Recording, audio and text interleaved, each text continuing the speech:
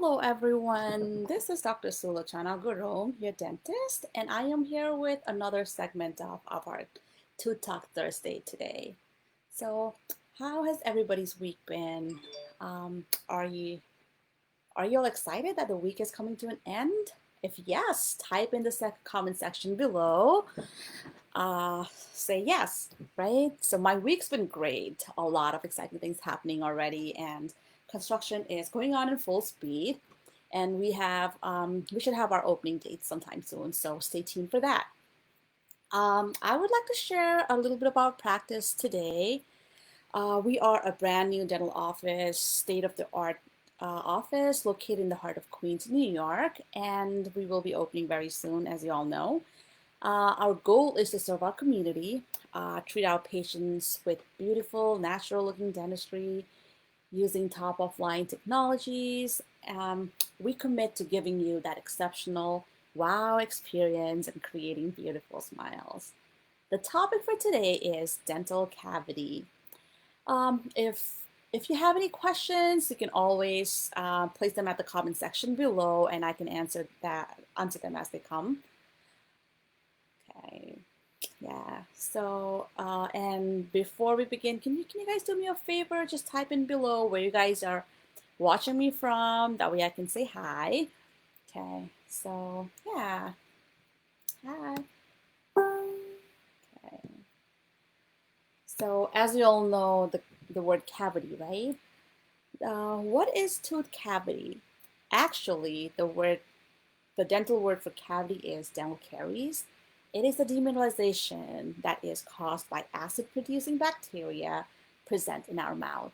When these bugs, those cavity bugs, break down the sugar in our diet, they produce acid that will soften and demineralize the tooth surface and causing it to weaken, break down, and eventually producing cavities. So there are three factors that play a role in in causing dental caries. One is host, that's tooth. So tooth has enamel, dentin, cementum, and like the core, which is called pulp. The agent is bacteria. It can be Streptococcus mutans, or those are the predominant bacteria, and the other is Lactobacillus. And the third factor is environment. That is the food that we eat. So the fermentable carbohydrate, the sugary food that we eat, that causes the environment, right? So when there is an imbalance in all these three components, that's when dental caries occur. For example, when we take excess, when we have excess of dental bacteria in our mouth, uh, when we do not clean them by routine brushing or flossing, that's when it leads to caries. When we take excess, the second example is when we take excessive sugary food. That's when there will be production of more acidic component in our mouth, and so when more acid production happens, it leads to more demineralization, causing to more cavities. And the third factor is the host factor. That's the saliva or the environment that we have. So less saliva production also leads to caries in our mouth. So people with dry mouth, they have a tendency to getting more cavities. So many of you must be thinking, right? How can I have cavity? My tooth doesn't even hurt. So that's a very common question that's a very common question that I get from all of my patients, most of my patients, I should say. So what happens is tooth has multiple layer that's protecting the core. That's called pulp. So it has pulp uh, that has nerves and blood vessels that gives life to the tooth, which is covered by a layer called dentin. And then on top is the enamel that we see, the pearly white enamel of our teeth, right?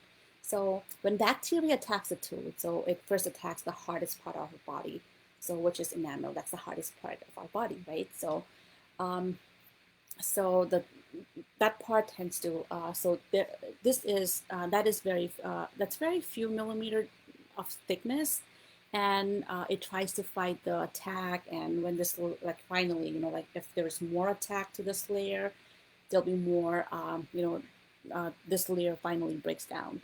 So when this layer is broken down, the next layer we have is dentin. So which is a little softer layer. So when the cavity is, the caries is in that part of the dentin, it tends to progress faster and it attacks the tooth fast, and it tends to erode it, erode it more. So the good thing is that it still can be treatable at by simple fillings and with less deep invasion. So it's still preventable at this age, at this phase, right? So you can still get away with a simple filling, so less expensive work, less treatment, less hassle, or less visit to the dentist, right? But when the core, that is the pulp, is involved, which contains our blood vessels and nerves, that's when a further invasive treatment like root canal is needed. So that is more expensive treatment and it's more work and more visit to the dentist. So I highly recommend you get your treatments, get your cavities fixed when they're like shallow versus when they're not deep. So when they're on say the nerve, that's when the actual pain happens. So you don't want that to happen. You don't want to reach that phase. So yeah, I highly encourage you all to not wait for your tooth cavity to go bigger and deeper. Try to take care of them before it attacks the core. That's the pulp of the tooth. So that will turn the tooth lifeless. Yeah, and so let's see if we have any questions. Yeah, hi Sumi. Hi everybody. So let me see. So does toothbrushing really help decrease cavity? Oh, Sumi, that's a great question. That's a wonderful question. So yes, like I told you, like how I explained to you guys before. So tooth cavity, the caries, it happens by imbalance between the host agent and the environment in our food, right? In our mouth, right? So the environment is caused by the environment is has those it consists of saliva, the food that we eat. So if you take care of and the bacteria. So when the bacteria attacks, it causes the acid. So when that before that acid attack happens to the tooth, if you can get rid of the sugary food, the bacteria in the mouth, with the acid, at least the acid phase, if you can clean that by routine regular brushing, that's like twice daily. So it's highly your tooth will be less susceptible to getting attacked by the cavity, by the acid. So it's high. That's where it's the high. It's the first prevention, like preventable measure in taking care of your teeth, right? So yeah, that's a great question. I hope I answered your question, Sumi. Um, so another question is from Momochu. Yes. Hi, Momochu. So thank you for the question. So what kind of brush is, so she has a question, what kind of brush is really helpful in reducing cavity? Um, that's another great question.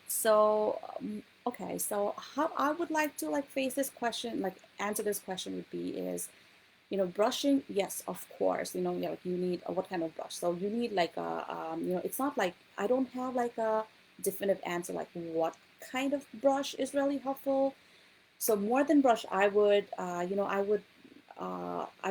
time, like I would consider time of brushing, the way you brush. So how I showed you how to brush your teeth in my first episode. So brushing is like technique how you brush is very important. The fluoride content in a toothpaste is highly important because fluoride is, it remineralizes your teeth and makes it stronger and resistant again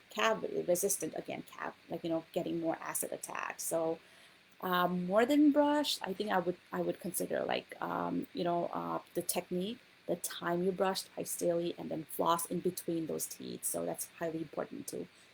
And again, I mean, if I have to say, I would say anything that will clean your teeth, considering like the soft bristle toothbrush, which is less abrasive to your teeth. And again, you can use like manual toothbrushes or the electric toothbrushes. I mean, I prefer them both. So yeah, thank you. Thanks for the question. If I answer your question, right? Okay, so the other question is, okay, yes, I am excited. I'm excited too. I'm so glad you're writing it from Chicago. Uh, how often should we clean or brush your teeth? Brush our tongues. Oh, that's a great question too, Ursus. Thanks for that question. So, I mean, like how often should we clean? So, for my so the tongue, again, as many times as you like, or as when you're brushing your teeth, that's like twice daily. That's normally you should like brush your tongue too. What happens is like the same kind of bacteria that attacks the tooth tends to like create a habitat in the tongue part of it or any other mucosa like mucosa in your mouth. And it's not just those two bacteria. There are like multiple other like thousands and thousands like of bacteria in your mouth. So again, as much as you can keep them clean and tidy, and that's helpful. So hope I answered your question. Thank you.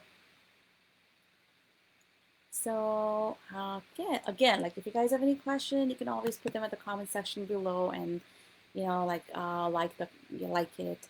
So to conclude my episode today, I highly recommend 6 months dental visit to the dentist, low sugary diet, like lower your sugary drinks. You can use straw, special like straw to drink sugary food. That way, like less of the mouth or teeth comes in contact with the with the liquid or the sugar. Brushing twice daily, and of course flossing. Using fluoridated toothpaste, fluoride-containing toothpaste, and again, did not wait for the cavities to grow bigger and deeper and get them fixed, like as it occurs, versus waiting for a longer, waiting for them to like grow bigger and deeper. So yeah, seeing that, I'd like to conclude, and we will see you next week. And thank you, and bye bye.